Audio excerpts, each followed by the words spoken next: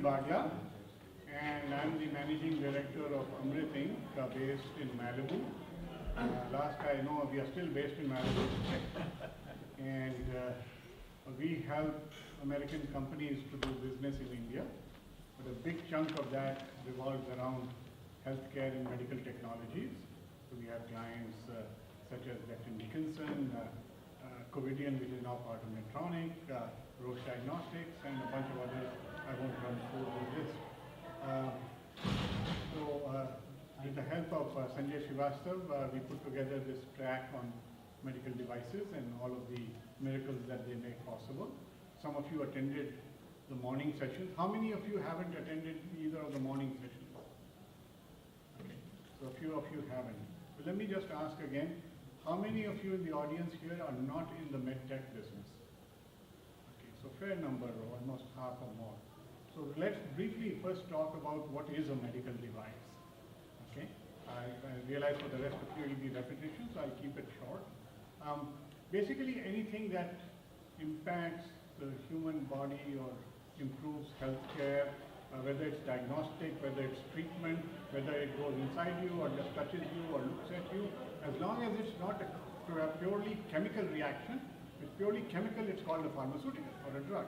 Okay? If it's not primarily chemical, so it's a medical device. So whether it is a thermometer or an MRI machine or a knee implant or a stent, all of those are medical devices. It's a medical device when the FDA says it's a medical device.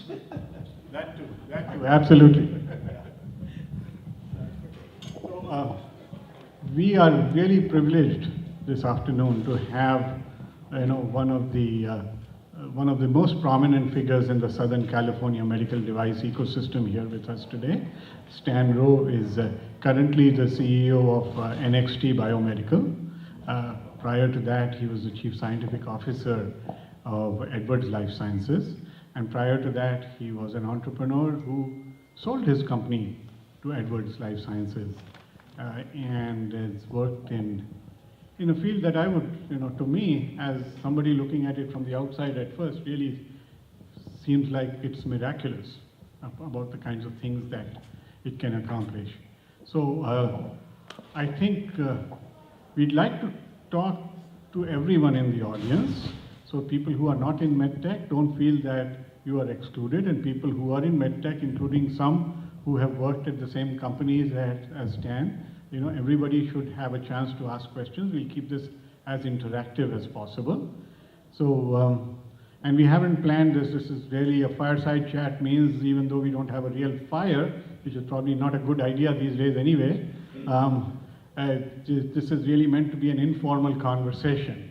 So it is a dialogue, but it's also a conversation with each of you. Now, for those of you who are in the medtech business, how many of you work for large companies? Okay, fair number. Okay, how many of you are at medtech startups? Anybody? Okay, so just a few. All right. So we'll again, try to keep the center of focus with the audience in mind. First thing I'd really like to do is have you describe to us the transcatheter heart valve in layman's terms for the benefit of the people who have never been, who are not in the medtech business. What is it? Why is it needed? What does it do? Yeah, so when we started developing the transcatheter heart valve, I guess I learned of the idea about 1996, and we started working on it about 2000.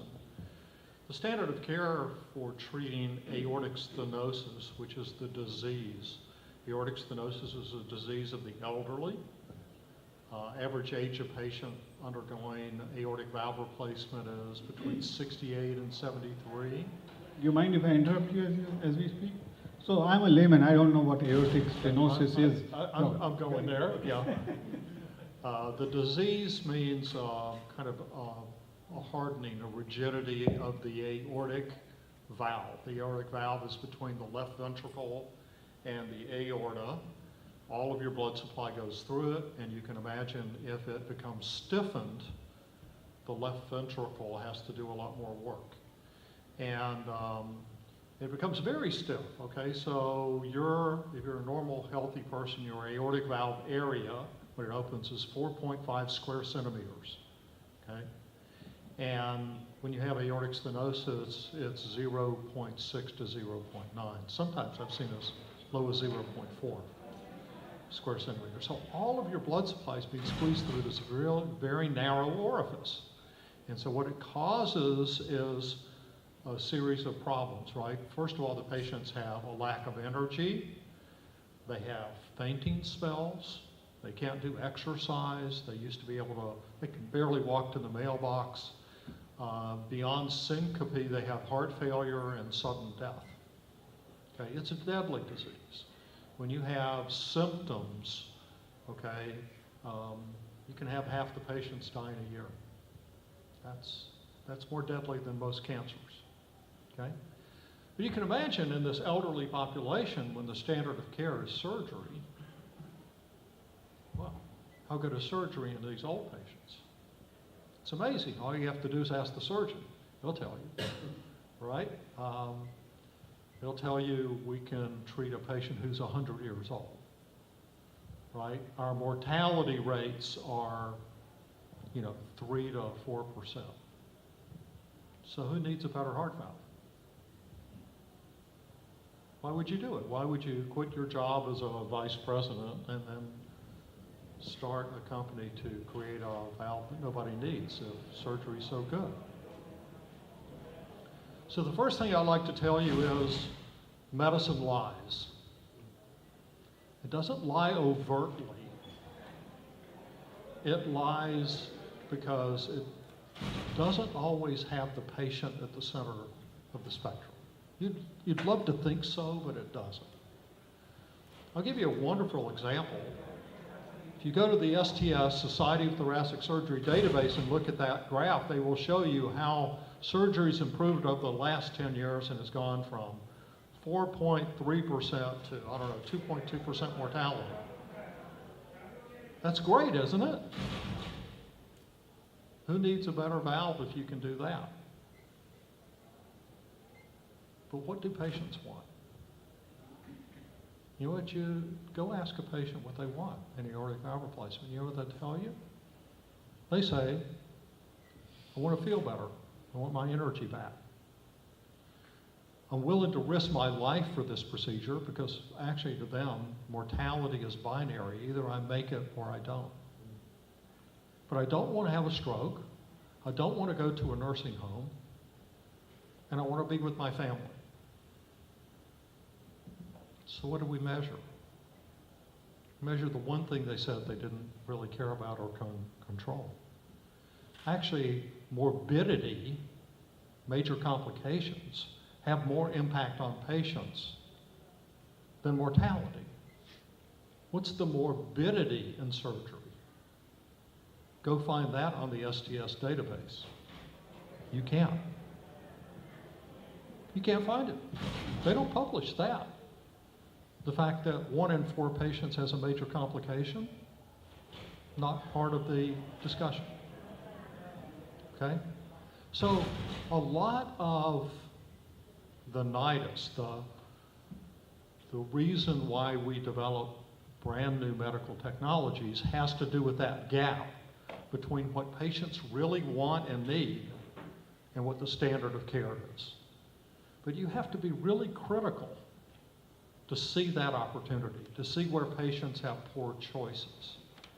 That's where it starts. If I can give patients a better outcome, a better alternative, they will take it. They will vote with their feet.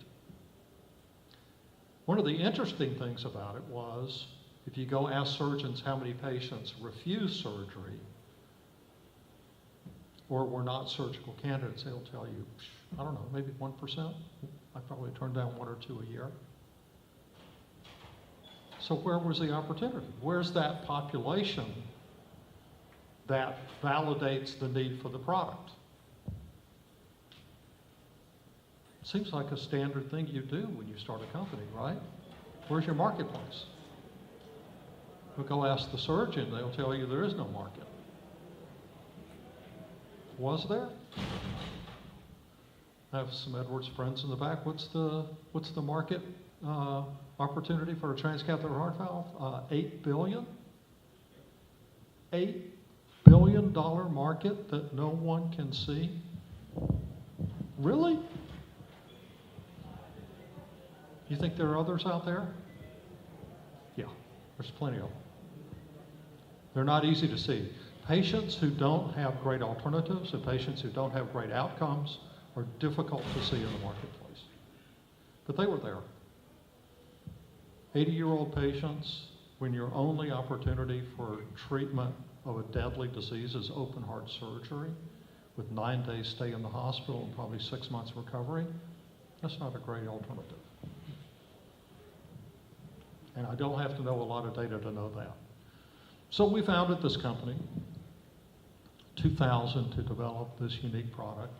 And the idea is to basically, at the time we said we're just going to integrate 3 well-known things, right? Which is stent technology, which I had developed before at Johnson & Johnson. We're going to integrate tissue valve technology, which was pioneered by Edwards and developed to a very fine degree by Edwards. And kind of interventional techniques, which is the ability to carry these things on catheter systems that I could deliver in a cath lab. And if I could integrate those 3 technologies, which no one had ever done, we could create something really novel. It took us 3.5 years to sell the company, develop that, $20 million, which is not a whole lot of money for a heart valve. And we were in first in man. We started in January of 2000, and we were in first in man in April of 2002, treating a patient who was dying. Didn't have any alternative. So this valve broke the rules. One of the real, you want to know what innovation looks like? Real innovation breaks the rules. When people say, hey, you can't do that, that's when I get interested. Okay? And of course they said that about this. If you ask the surgeons who are the world experts in this disease, can you make a transcatheter heart valve? They'll tell you, oh, are you kidding me? You can't crimp down pericardial tissue. It's too fragile. You can't stent open aortic stenosis. It's impossible. We take this out every day. It's a rock. You can't stent that open. If you tried to stent it open, it would fragment. Every patient will have a stroke. You can't make something like that durable. I mean, you could go on and on. There were lots and lots of reasons why this was never, ever, ever going to work. Were they right? No. Okay, when you ask your medical experts, you guys want to be entrepreneurs, when you ask your medical experts, can something work? Is there a marketplace for something? I will argue you're barking up the wrong tree. Don't ask doctors marketing questions. They're not marketeers. They have no idea. Okay? Ask them medical questions. That's what they're good at. What do you do when you see this? Why? What happens if that doesn't work? Ask them the medical questions. That's what they're good at. Really good at that. And they can be incredible partners, and they're necessary partners in everything that you do. But don't ask them the wrong stuff, because you're going to get the wrong answers. So how many MBAs are there in the audience? Okay. So as an MBA myself, I have to say, the business schools don't teach this stuff. Right? They teach you exactly the opposite of what you're hearing from Stan. And that is such a disadvantage. Okay? Stan's talking about the medical device field, okay? But 10 years ago, if you had asked people, will millions of Americans let strangers into their homes for the night in return for $100, okay? Everybody would have said, you are absolutely insane, right? It can't be done, and now we have Airbnb, right? We think, half of us carry iPhones here, right? But before the original iPod came out, right, there were products such as the Rio, right? There were many products that had music on a little device. And the markets were pretty small until Apple decided that they were going to make it simple and usable. They didn't conduct a market study to determine that. They didn't go and ask 1 million consumers. They just determined that this is something that consumers should want, and once we have the product, people will buy it. Okay? So for those entrepreneurs in the room or would-be entrepreneurs, regardless of the field you're in, listen very carefully to what Stan has just said. I think it's a huge, huge insight into any product, any market that you're looking at. If you can be ahead of other companies and you can solve a problem that nobody is solving, but is actually a true problem, you can, venture money will come chasing you. And customers will come chasing you, as has happened numerous times with all kinds of different products. Sorry to interject there, but I just wanted to broaden the applicability of what you're saying. No, I think disruptive technology, especially if you study it has a lot of those same characteristics, right? I think the iPhone was one, but there's been lots of them, right? Things displace other things in the market, and disruptive technology is really hard to identify, okay? But it breaks the rules, and that's a great indication. Now, small numbers of medical devices are actually disruptive, right? They're the hardest ones to do. They're the most uncertain. They're fraught with difficulties and challenges. Most medical devices tend to be more iterative. And there's an opportunity for that, but you do have to take bigger steps today in iterative technology. In other words, why would I buy your product if Medtronic's got one? I mean, they'll bundle it. I know it's good quality, it's got their name on it, they'll stand behind it, they'll be in business next year. I'm a purchasing manager, why would I buy your stuff? You're gonna make it 10 cents cheaper, come on, it's not worth it, right? So, you need things that are measurably better, either substantially less expensive or perform substantially better, measurably better, to be worthwhile. And I kind of work on that end of things. I want to make things that change people's lives, give them better alternatives, and that's an inspiring thing to do. I could retire, but I really enjoy doing this. It's hard. Thank you. So one other point I wanted to make, that virtually all of the speakers that we have on this track, is that those of us who live here in Southern California are sometimes bombarded by the PR from Silicon Valley. And somehow we start to think that innovation is headquartered in Santa Clara, California, okay? Well, I'm here to tell you that for the medtech business in particular, there's a tremendous number of companies where they're doing the best work in the world right here within a 50-mile radius of where we are sitting, okay? Companies like Edwards Lifesciences, companies in the ophthalmic space, companies across the board, and it's not just Orange County, there are companies up in the San Fernando Valley and other locations in Southern California as well. So we could use half the number of VCs down here, though. That would be helpful. That's true, that's true. The VCs seem to like Sand Hill Road for whatever reason, but we had a few Southern California VCs in the panel before. We did, and the San Francisco guys will come down to Orange County as well, so that's the good news.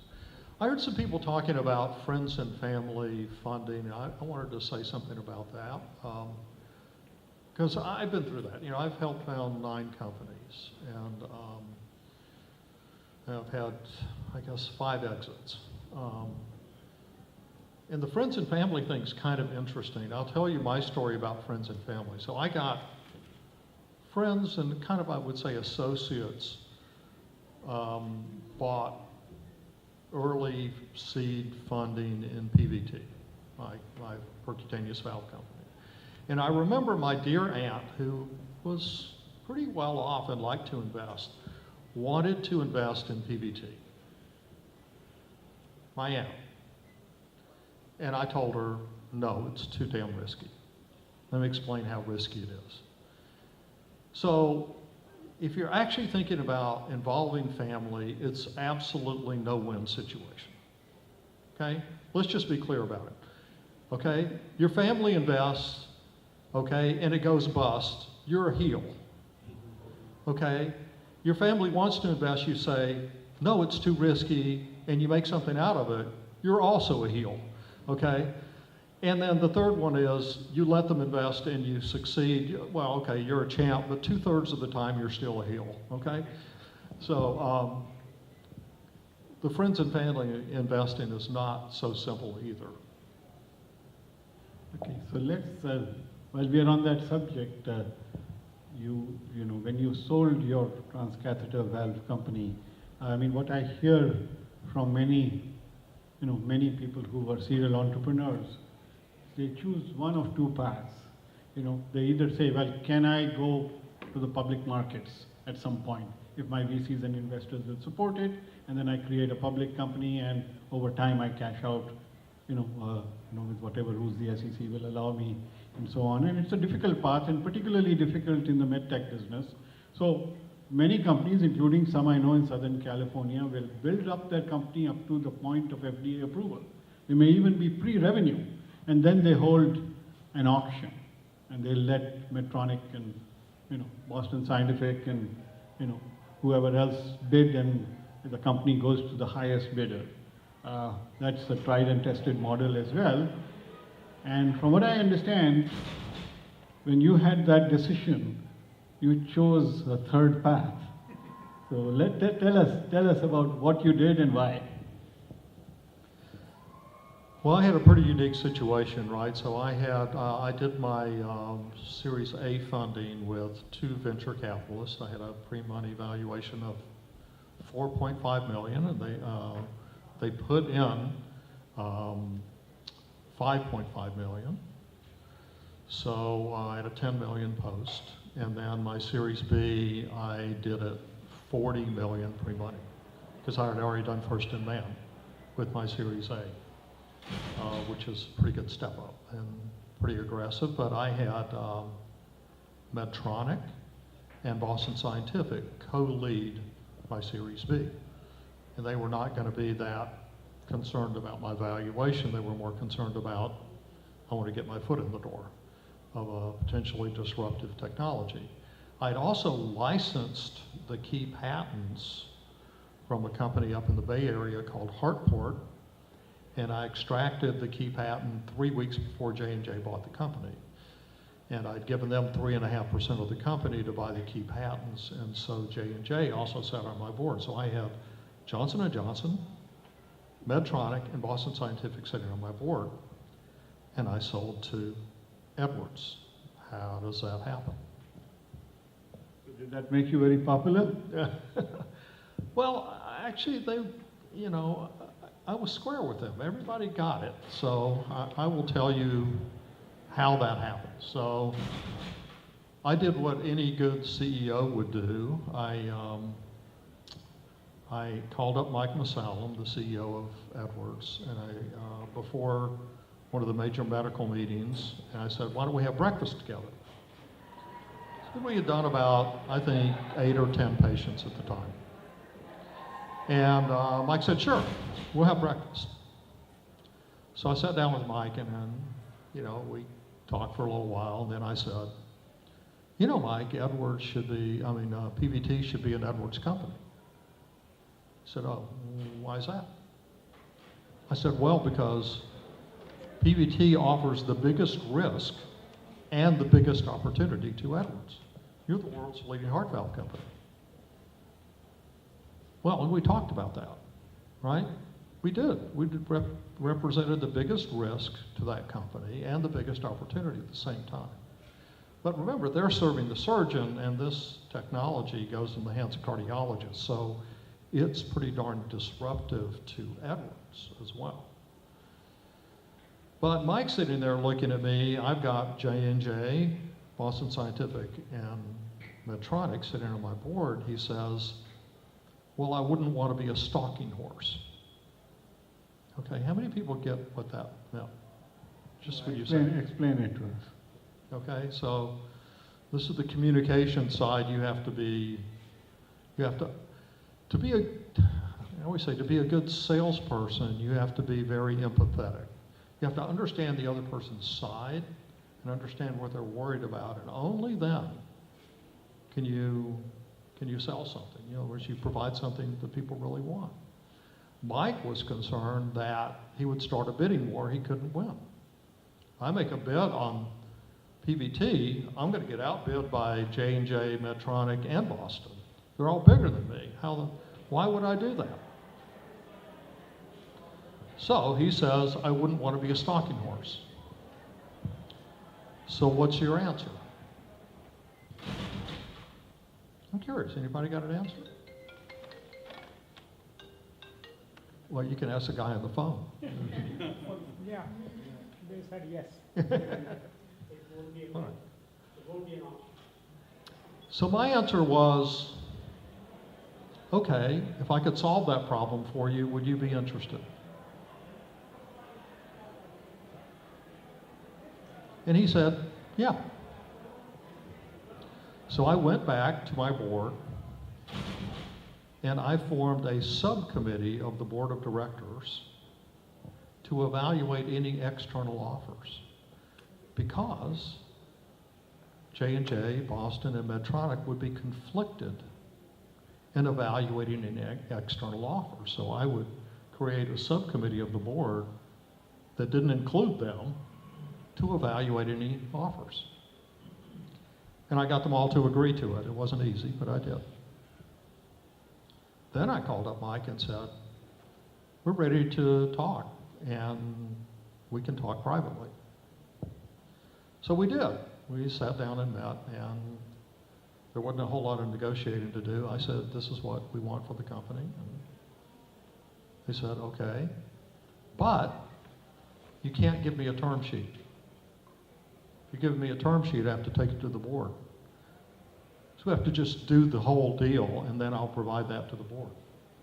So in the next 3 weeks, I did, you know, this kind of stack of paper of documents to sell the company.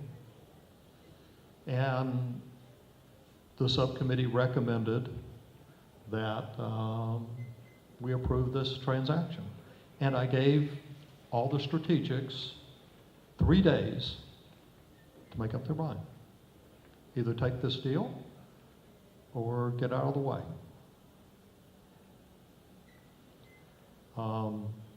The J&J guy never picked up the email.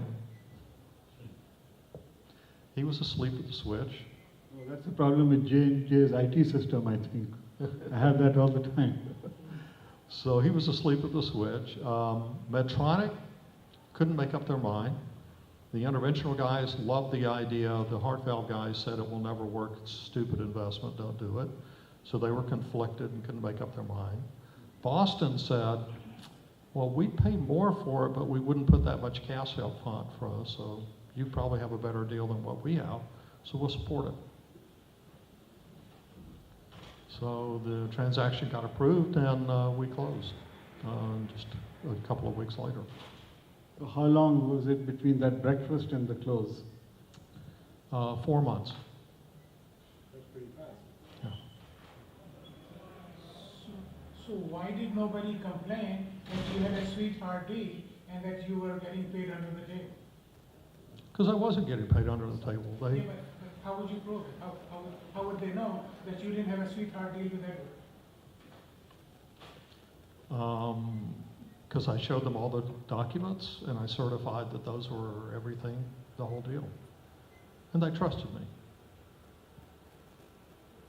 I've been in the business for a long time. You don't, you know, the most valuable thing you can have is a reputation. And if you screw with that, you're very short-term focused. It's something you build over 20 years or 30 years, and you can destroy it in a minute. It's not worth it. This is a time for a great segue to the audience questions. We haven't yet talked about what Stan is doing now, and very briefly, if you look at Next Biomedical, NXT, yes. Next, yeah, So you want to take a minute and explain what that why is? don't you explain it for a minute and yeah. Biomedical, I love innovation, and this is its own form of innovation. NXT is a unique incubator. There are two forms of incubators. One form of incubator takes companies that are struggling, trying to figure out funding or whatever, and helps them along through the process and hopefully dresses them up for funding and their next stage of existence. The other form of incubator is what I've mostly done in my career, which is to take crazy ideas and develop them into companies. Now, there's incredible inefficiency in the startup world. Now think about it. If you're a startup company, how many VCs do you talk with before you find somebody that funds you? 40, 50? That's kissing a lot of frogs, right? It's incredibly inefficient. Your entire management crew, everybody is focused on, let's get the next funding. It's incredibly inefficient for the startup. Well, what about the VC? So how many startup companies does a VC meet with before he invests in one? 50, 70 companies before they find one to invest in? Really, is that efficient? It's unbelievably inefficient on both sides. So how do you do better? So I struck a deal with a company called Deerfield Capital. They manage $10 billion in New York. They have a big venture arm. And what they said was, okay, we'll fund your company for 5 years, your incubator. And we're going to fund each phase of development. We'll fund the fundamental incubator to do the early stage stuff. Then we'll put $10 million aside for kind of scale up through proof of principle. And then we'll put $250 million behind it to found the companies. I don't have to raise money. I don't have to go look for money, and they don't have to go look for a bunch of startups. We're going to incubate these ideas into things, and there'll be things they already agree with, right? We're going to socialize the ideas through the process, so these guys are bought into it. So by the time we get through our proof of principle, they're going to be all in to fund them. So hopefully it'll be a more efficient model for incubation. Thank you, Stan. So, being an entrepreneur is often a lonely path, and you have to do things that nobody else is thinking about doing. And I think you've heard several examples here where Stan in his career has taken a path that nobody else was taking, and I think the book is still being written, so that's awesome. Let's see who has questions here in the audience. Any non-medtech people first, okay? Anybody?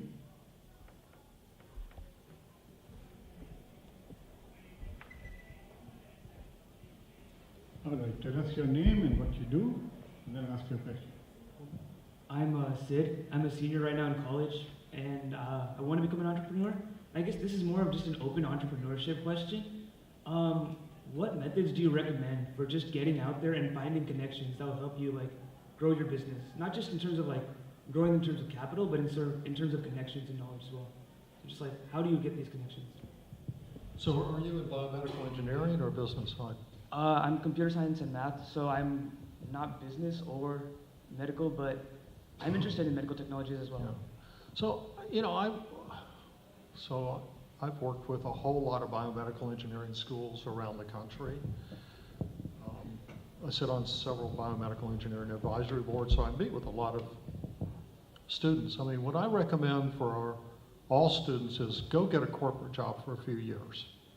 Go learn what it's like, learn the basics, and then you can be valuable in a startup. It's really, when you're in a startup, I can't afford to train somebody, right? the first thing, and I'm not sure how clear it was this morning, the first thing most people invest in, it's not an idea, it's management.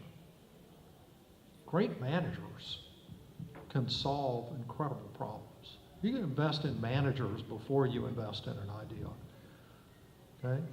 Because many times people have ideas and they run into problems, but they still make something amazing out of it.